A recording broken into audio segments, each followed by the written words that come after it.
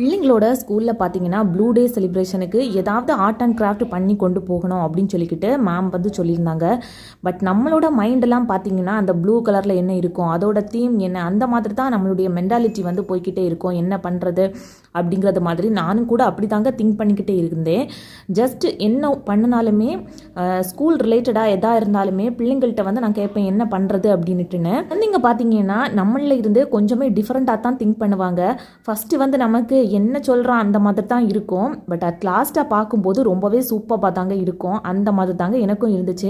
நான் அவங்கக்கிட்ட கேட்ட உடனே அவங்க பார்த்தீங்கன்னா 5-6 அனிமல்ஸோட நேம் தான் சொல்லிக்கிட்டே இருந்தாங்க வரிசையில். என்ன பண்ணுறது அப்படின்ட்டுன்னு ரொம்பவே கன்ஃபியூஸாக தாங்க இருந்துச்சு. அதுக்கப்புறமா முந்தின நாள் தான் பார்த்தீங்கன்னா ஒரு ரேபிட்டும் ஒரு கேட்டும் இந்த மாதிரி அவங்களுக்கு பிடிச்சது மாதிரியே ட்ரா பண்ணி கலர் பண்ணி கொடுத்து விட்டுட்டேன்.